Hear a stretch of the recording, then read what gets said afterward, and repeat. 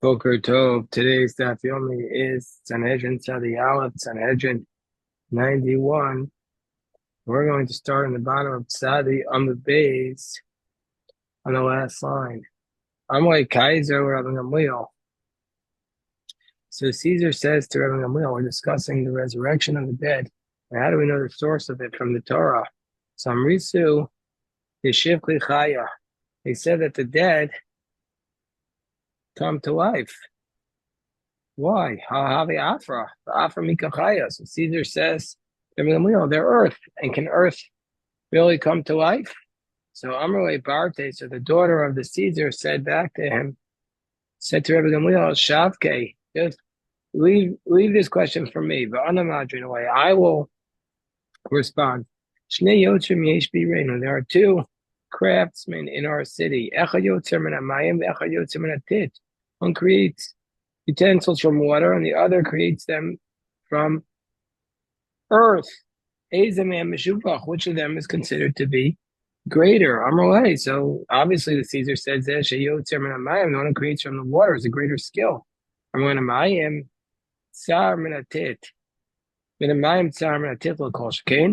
So therefore, the daughter of the Caesar said, if God could create human being from water, i.e. from a tipa srucha, from the first putrid drop of man, then for sure he could create us from earth.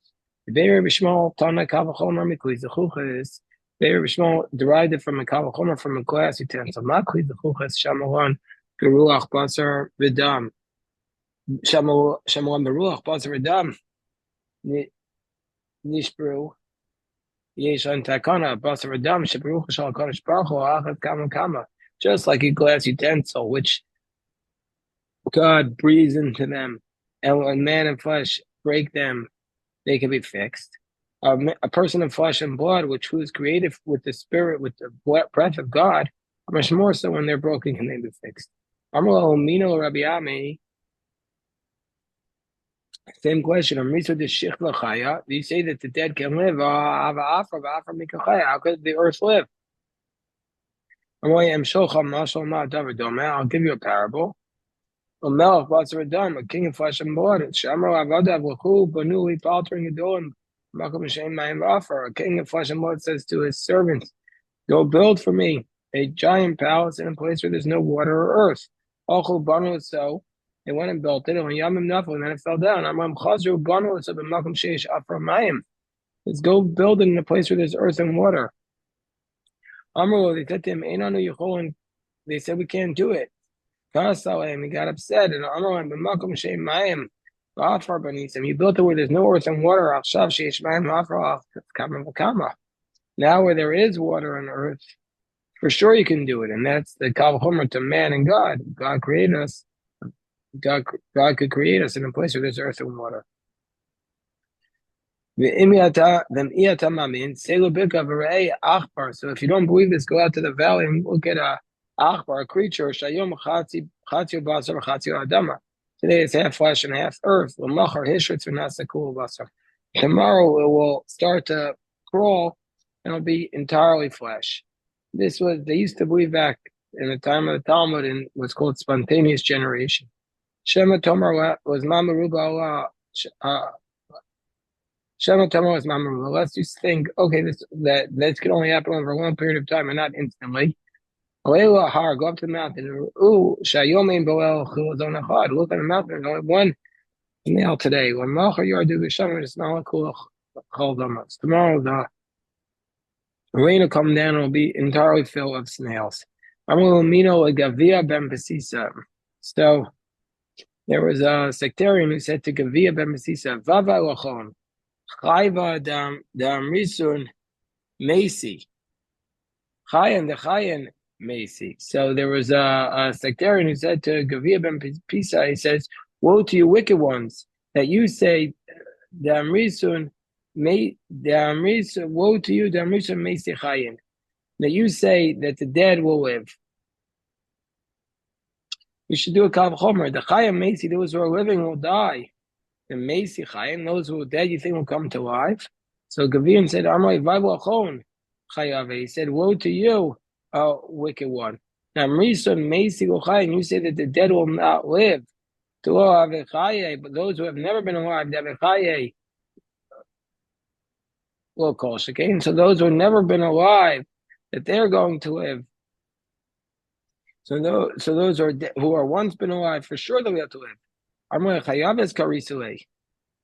He said, "You've called me wicked." He said, "Ika mina." So he said, if I will rise up and clear some Eastim, I'll kick you. He was a hunchback of Yosef, saying, I'll straighten out your back. I'm like, in that Cain. So if you do that, you'll be called a great doctor, and you're going to make a lot of money. So he was responding to his insults. It's not on the 24th of Nisan, they took away the Dimosanai. These were the people who wanted to defeat Judah, the Jews, and they were removed from Jerusalem. What was the question? Africa, when the Africans came to fight with the Jews, before Alexander the Great. They said Israel is ours. It says in the verse that you're going to get, that the Jewish people get the land of Canaan and its borders. Canaan, Avuan, Nahanu, Inchiave, and Canaan was our father. So he said, Rashi says in the Megillah Tanis, all these days are considered like miracle days for the Jews. And therefore, they're days where we're not allowed to eulogize. So he says,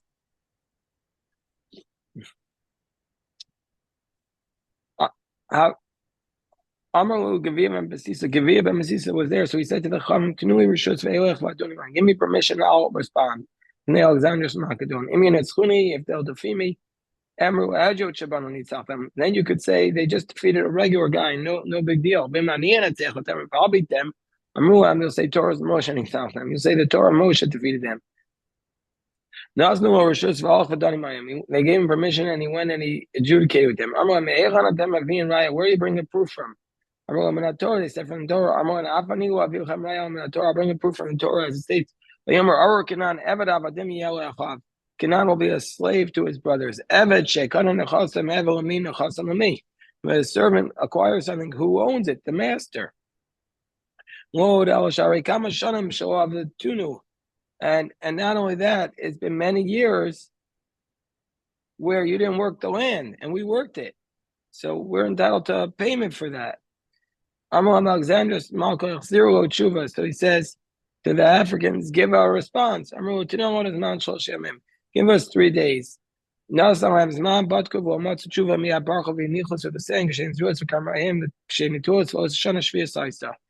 then they ran away and they left their fields full in the sabbatical year for the Jews to be able to eat food because it wasn't part of the land of Israel and they could eat that food. A very similar story. The Egyptians came for Alexander the Great.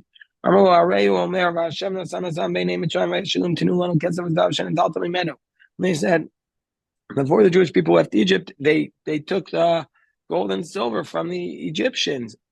So give us back our money. Now Alexander said,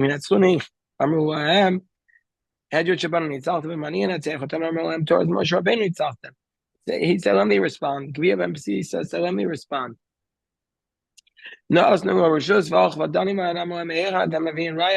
Says, where's your proof from? I'll prove to you from Torah. It says, the Jewish people were 430 years in Egypt. And give us the payment for 600,000 Jews that worked for 430 years. Alexander's Macedonia, again,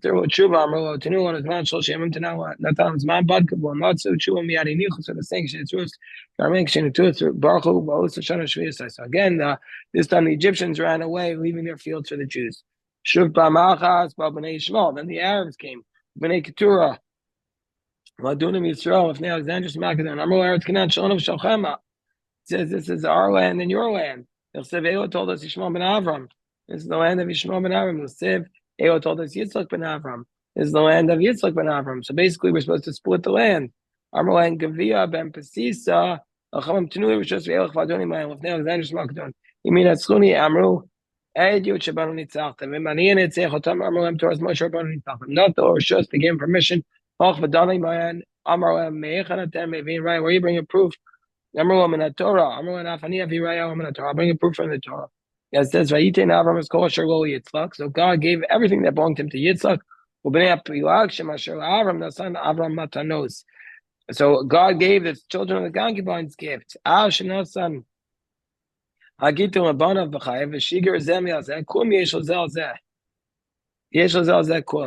Avram, the father sends away his kids and gives them different stuff. They have no complaints. And that's it. My matanos, what are the gifts?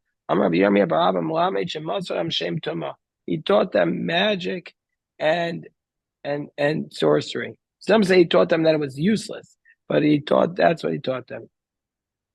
The guf and the neshama, the body and the soul, could both try and get out of facing responsibility for their actions. Keita guf omer neshama chatas shamayom shapirish b'meni or any mutol ka'evan. So he says the soul is the sin because once the soul left, I'm like a stone. Don't maim bekever, silent in the grave. When neshama omer, the soul says guf chata, the body is the one that sinned. Shamayom shapirash b'meni amreni parachas ba'avir v'tzipor. They left the body. I'm flying in the air like a bird. So Rebbe says, I'll give you a parable. What's it like? King of flesh and blood has a beautiful orchard. No, it's beautiful bikuros. No, it's beautiful figs that are ripening. He has two watchmen. One is lame and one is blind. So the lion says to the blind, I see beautiful figs there. Go give me a ride and I'll bring them to us and we'll eat them. So the chiger went on the blind man's back and he ate them.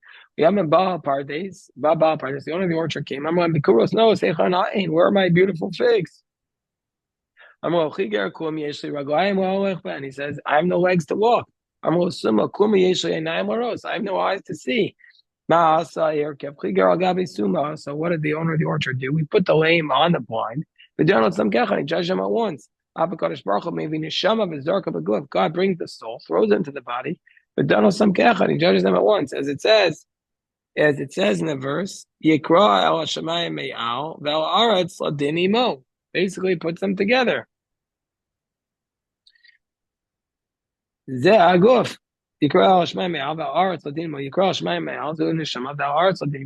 body. Why does the sun rise in the east and set in the west? Rabbi said he said if it was the opposite, you'd ask me the same question. This is why I'm asking. Why does the sun set in the west? Why doesn't it go back to its place? To give greetings to its creator, as it says, it needs to bow down. The forces of the hosts of the heavens bow down to you. You could stop in the middle and then it'd be able to bow down. And then go up. So it says No, the workers and the travelers need to know when the daytime is over. When is the soul placed in the body? Mishas Pekido, Mishas Yitzira. Is it from the moment of Pekida? What's that mean? From the moment that the angel remembers this drop and brings it before God and says, what will its fate be? Immediately at that point, is there that a soul placed into the body? Or Mishas Yitzira?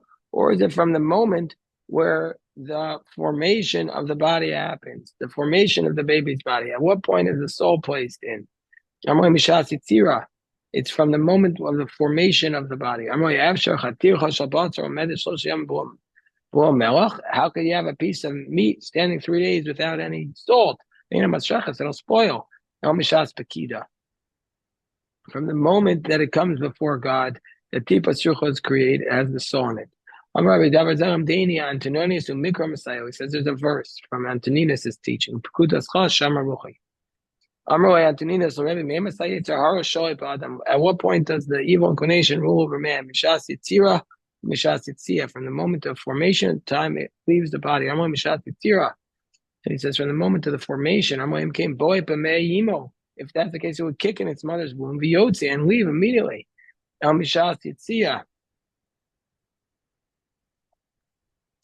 So it must be from the time of that it departs from the womb.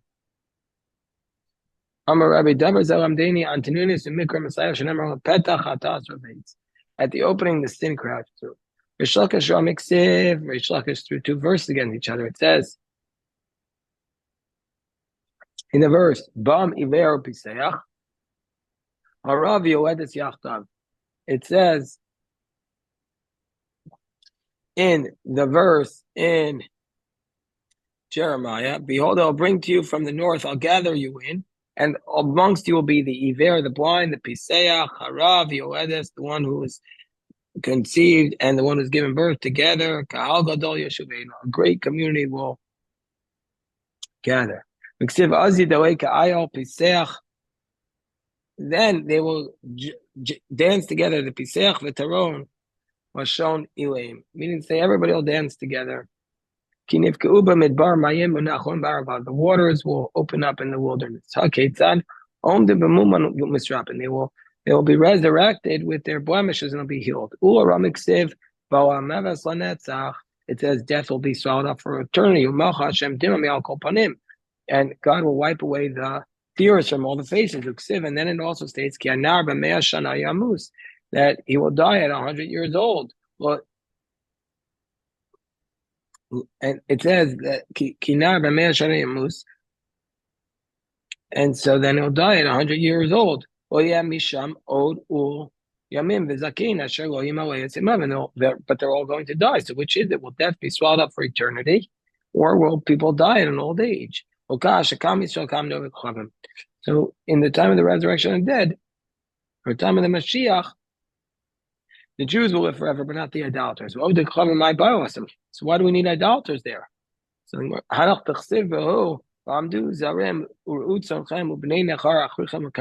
because idolaters will be doing your work for you.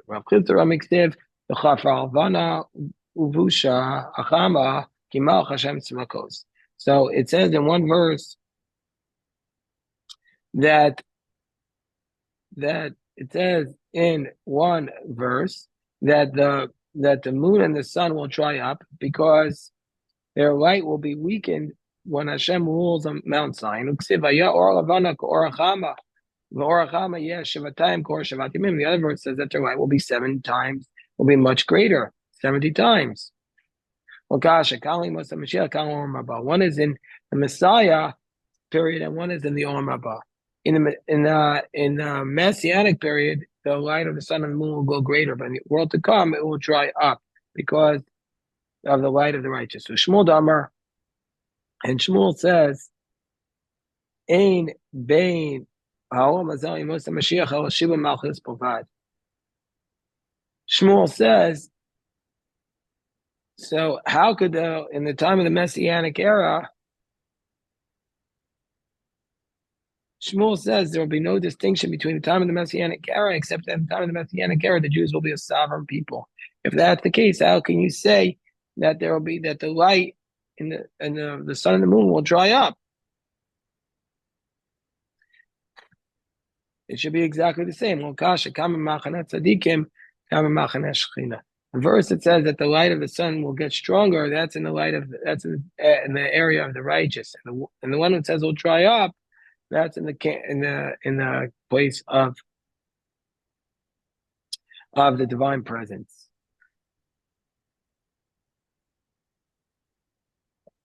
The Gemara says, Rava through 2 verses, says, I will cause to die and to live. That means to say, if he has a blemish, he will rise up. I will heal the blemish. So I mean to say that the first verse says that man will rise up with the blemish and God will hear it. In the second verse, it says he will rise up without the blemish. Just like I kill somebody, I cause somebody to die, so I will cause them to live. And then I will, when I wounded, I will heal.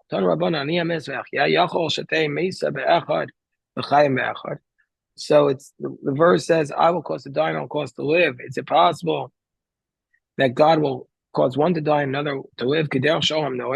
Like the world exists. Just like the person who was sick will be healed. Also, death and life will be in one person. This is the refutation of those who say there's no resurrection of the dead from the Torah. How do we know that there's resurrection of the dead from the Torah? So it states, Sharo never doesn't say they sang El Yashir, they will sing in the future. This is the proof of Tchias HaMesim. Similarly, then Joshua will build an altar to God. But no, Nemar doesn't say he built, but after this was after the victory in Ai. It doesn't say he built, so rather it means El Yivneh, he will build him. He can't put the Mesim in the Torah. This is in the future.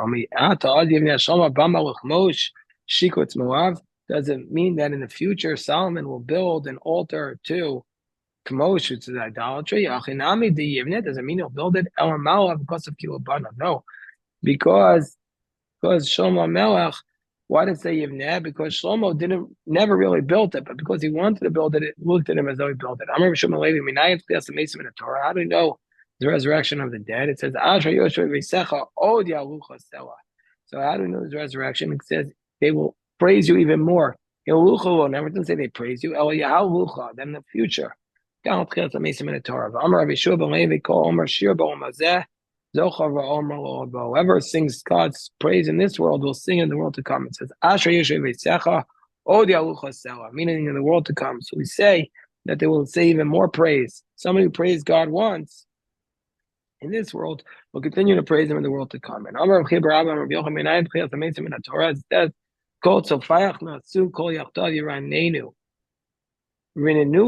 doesn't say that they saying to God, El Yiranenu, Mikano Prias Amesim in Torah. All the prophets will say in the future praise in one voice. It says, they will all sing together. Okay, we'll stop here, and God willing, we'll pick this up at 8 o'clock, and again tonight and tomorrow.